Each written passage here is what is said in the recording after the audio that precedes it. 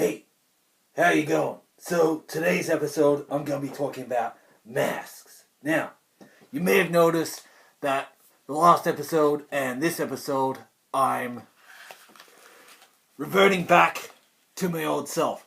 Why? Because the new self, it may look great, but it's uncomfortable.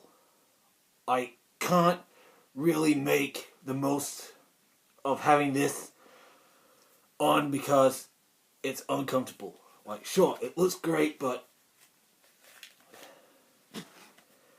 it's the feel. And if a person doesn't feel good whilst wearing a mask, then you can't bring out that character of the mask. And there is character in the mask. And as you can see here, I'm gonna talk about not only a great sequel, but one series that has a great mask. Unfortunately, I don't have a great mask from Scream. I've got this cheap, unlicensed, mass-produced. Yeah, I mean, look, it's not a true ghost face, but it's part of the point. See? Now, it's just something to use. You know, if you want to go Ghostface for Halloween or a last minute cosplay idea, and you just happen to have one of these, you go with it. As long as you have fun and bring out the character, it won't matter that you're not wearing the proper deal. You know, like, this is old. It's it's probably the most spooky out of all these unlicensed, non-proper Ghostface masks. But you want the real deal. But sometimes a non-licensed mask can be great. Like this. This isn't an official Leatherface mask, but look at it. Ideally, this mask is far better than so many other licensed Leatherface masks. Like, this represents one of the sequels, but if you turn this mask inside out, and again, good idea for Halloween and cosplay, you've got the original Leatherface mask. Look at that. Now, Leatherface, one of the big four of slashers. So, he was the first mask slasher, and then you got the Shape. You got Michael Myers. And again, the Halloween franchise has its fair share of good and bad masks. Now, the mask in part 4 is the worst. It's cheap, it's goofy. Why couldn't they make a mold based off the original? Or why didn't they buy another William Shatner? Or, furthermore, why didn't they use the bandage look for Michael in part 4? It was scarier, it was creepier, and it would have made that film even better. Sure, Halloween 4, The Return of Michael Myers, is a good sequel, but it's got the worst looking Myers. He's all puffed up. Apparently he had coconuts in his shoulder. He's bulky. The mask is cheap. Hell, this isn't really a proper fully... But it looks better than the one in Halloween 4. Now, the new mask is debatable. It looks good. It's one of the better masks. And, of course, you can't go past the original or Halloween 2. It was the same mask, just aged and worn. But, yeah, so far we've got Ghostface, but it's not a real Ghostface mask, but it's here because to help prove a point. Same with this. Not an official Leatherface mask, but, I mean, look at it. It looks like skin. It literally, you got all the gory detail, so that is awesome. And then you got Jason Voorhees. Now, this is from the 2009 entry, which isn't really a remake, but this is one of the finer Jason masks. And of course, Jason got his hockey mask in part 3, and in Friday the 13th, Part 2. He had a unique look. And that's what made part 2 one of the best entries. Some people favor that over the original, but it was part 3 that made Jason who he got to be known as. With the hockey mask, and then part 4, it elevated more, and then of course you got Roy Burns in part 5. And if they use the mask on the poster, that would have made part 5 even better, but it would have come off as sort of like a knockoff wannabe. So they went with the hockey mask with the blue triangles. And then yeah, Jason got cut up in part 6, and then the part 7 had like the cut out the end. Another good mask. There's versions of that you can buy which aren't so good. So if you want a really good mask, you gotta find it. You gotta know where to go. You know, you go to Gore Effect, who the maker of these skull masks. Now, of course, this is my recent look. I bought it because to go updated, and yeah, it does have black. That's from the eye makeup, so it is overworn. You can get these at Gore Effects for $100. There's new colors, new shapes, new designs, and they're great. So awesome. So it is a bit torn because yeah, wear and tear, and like the black around it, I like it. It accents it, so it gives me more of a spooky look. I've given my own take on it. If I can recondition this to how it was originally, look, it will be great. So yeah, Gore Effects. If you want a skull mask, and well, essentially, if you want an unofficial scary mask, you go to Gore Effects. And you know, you can go to other places. You'll probably find another skull mask that's, you know, that may look a bit more than what this is, or it will probably be a bit less. Like, give graces to this mask. Like, this is a brilliant mask. And my main one here, one of a kind find. Like, you know, my head went through, because so much, and yeah, my other head. But that's the thing. There's so many different ways and looks. You know, that's why Slipknot, they changed their mask each album. Like, this is the self-titled, so very creepy versions. That's Corey's real hair. So the very first incarnation, and then the darker, more brooding take, of course, from Iowa. And then the more mainstream, still pretty crazy look. You know, one of Clown's best. And then you got All Hope Is Gone. And then you got their new look. So, yeah, Slipknot change up their look, and Mushroom Head. This is a custom-made version of Jeffrey Nothing's mask. The last mask he wore.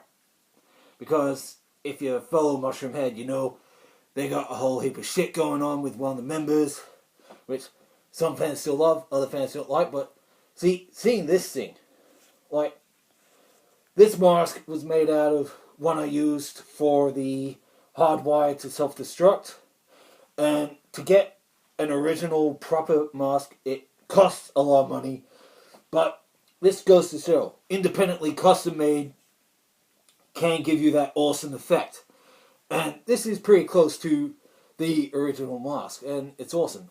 And also on the Queens of the Stone Age album, Villains, you'd have seen a similar picture like this. So they obviously got inspired by Jeffrey Nothing. And some people would think this is from Pan's Labyrinth. So yeah, like, who else wears masks? Well, wrestlers. You know, you got the famous luchadors.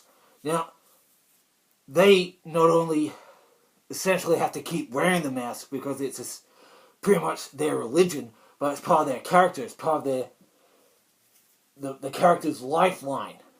Like, the history. It's a family thing passed down by generation to generation. You got Mil Mascaras, the man of 1,000 faces, one great wrestler. Then you got Rey Mysterio. Then you got, well, of course, Kane. well-known masked wrestler. Mankind, another well-masked wrestler. Psychosis took Guerrero. He wore a mask and then got demasked. And that's the thing with luchadors. If they lose, they have to take off their mask. And they can only re-wear the mask if they win a certain match. And, well, there was the Wrestling Exposed, made by the same people who did the Breaking Magician's Code. Now, all those wrestlers, all those masks, that could have been its own new show, but they stuffed it up. It was a one-time special. It said to reveal all the secrets, but it was stupid. They had a good concept there with all those new masked wrestlers. They could have franchised it, merchandise, all these new, brand new wrestlers with some pretty cool masks and all that, but that was shit. And then, again, that goes to the point. You got great masks with good intentions, and some of the results, they end up shit. Like, much of the Friday the 13th merchandise, the hockey masks are awful. Then you got great undermasks of Jason from Part 7. And, well, you know of this from the newest adventures of Captain Scaredy Bones. Because, as you know, that character was essentially just me, even though it was a new character. But then the Captain got his own look using Jason Voorhees. So, you know, imagine wearing this plus a hockey mask whilst in that heavy costume on a movie set. Sure, it's great, and all that, and if you can tolerate it, then you're worth wearing the mask. Whoa! See, masks disappear and then they come back. Look, it's a mummy. The mother of all masks. The mummy. So, again, another great detailed mask. It looks how it's meant to be. It's creepy. It's awesome. A couple of modifications. And, well, that's what they did for Michael Myers. They didn't have much money in the budget, so they bought the William Shatner mask, spray painted it white, opened up the eyes, and then it became one of the most iconic masks in horror history. You know, a goalie mask became another iconic mask in history. So, and speaking of iconic and history, you can't go past Darth Vader. The mask of sci-fi. Sure, there was plenty of masks before that in Star Trek. You know, the Klingons with their masks, the lizard characters. See, I don't know much about Star Trek. It existed longer than Star Wars. It's huge, but Darth Vader, when he walks into that ship and you see that mask, it's like, whoa. And that's inspired based on the samurai. You know, and the samurai, they wore those awesome elaborate helmets, and they had the face mask usually here. Hence, Shredder's look was inspired by the samurai. You know, he just had that, and the helmet was a little bit like the samurai. And Shao Kahn from Mortal Kombat, again, the helmet part was inspired by samurai, and then he had the skull mask. But, yeah, and all those characters, there's just so much. You got Cobra Commander, again, with the somewhat same samurai. See, it's a helmet, but it's influential. You know, you mix the samurai helmet with a mask, and you amp it up for science fiction. You get Darth Vader, and then, yeah, you get the Shredder, and then you get Khan! See, it goes back to Star Trek. That's pretty much where Khan came from, you could guess. So many masks. And yeah, speaking of samurai, you got the ninjas, the descendants of the samurai. So, you know, you'd have the hero go through fighting all the guards, and then before the final boss, you got that huge, big, tall samurai guy. Then they fight the samurai, then they verse the boss. And, you know, speaking of ninjas and mentioned Mortal Kombat, Sub-Zero, Scorpion, Reptile, Noob Saibot, Smoke, Ermac, Rain. You know, all the classic masks. You know, Sub-Zero, the blue ninja, Scorpion, the yellow, Noob Saibot, black, who's the original Sub-Zero, Smoke, gray, Ermac, red, Rain, purple. That came to be because of Prince, because, yeah, Rain is the prince of Edenia, and and his name is Rain in purple. See, influential. So many things make up new things. And, you can keep the same face for a while, but there needs to be updates.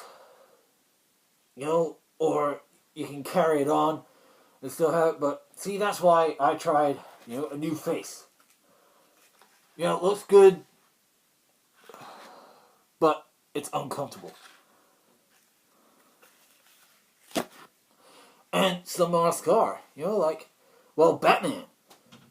The best superhero, one of the best masks, and, wearing that would be uncomfortable. So tight and everything, but, it looks great, and if you can tolerate that, then you got the more simple masks, like Zorro, it's just the eye mask, similar to the Phantom, and then you got some people who, rob stores and they just wear a bandana or they wear stockings. Come on. But, no. Not good. When people do that, it's not good. Because they might wear a mask of something iconic, they might... I'm not giving anyone ideas here, but that's some of the things someone would do. They tarnish something and then they will stop this because, they think, the person will go... No. Yeah, masks are used to conceal someone's identity. If you're a good person with good intentions, it protects the identity, but if you're stupid and evil, you're going to ruin other identities. And that's why masks are so amazing. When they're in the good view. Because, Batman, he wears it to inflict fear in those who do evil. Because, bats aren't really evil, but they're associated with evil. They're associated with Dracula and all things horror and gothic. But they're awesome, they're cute. Yeah, they're dangerous if they bite you and whatnot. Well, practically anything is. But even the feared have a fear. Batman has a fear, but he uses that fear to conquer and win. If I had a mask with many eyes, yeah, that would scare people because, it's a spider. Like Spider-Man, his mask only has 2 eyes. But he got his powers and everything from a spider. Why doesn't he have 7 eyes? Why doesn't he look like a spider? Well, obviously it'll probably scare kids. And it will be as iconic or cool. And Spider-Man's mask has changed over the years, because it got rebooted and rebooted and rebooted. Speaking of Marvel, Wolverine in the films never has worn his mask. It showed it in a deleted scene, but people want to see Wolverine in that mask. We will eventually. So, it's the mask that makes you. And when you're made with the mask, it matters. If you can't bring out the characteristics of the mask and reflect it, you're not worthy of wearing it. Same as a nickname. If you don't live up to a nickname, if you're being given a nickname and you lose, Ronda Rousey, you're not worth it. Same as wearing a mask. If you're out there and you wear a mask, whether it be a Michael Myers mask and you go around and do stupid things, you're an asshole. You're not worthy of wearing that. Save the mask for professionals who do entertaining. Sure, you can wear this, wear that on Halloween and do a scare, do it safe and fun. But if you wear a mask for any other point other than fun, then you are an asshole. And before I go, speaking of, the difference between fun wearing masks and doing bad things, I gotta mention the original Iron Man. The legend who, to some was a villain, to others was a hero. And that's Ned Kelly. His mask. Some people say it's a helmet, but no. That mask is a symbol of independence, rebellion. Yes, he was a criminal in some people's eyes, but some of the other things he did, heroic.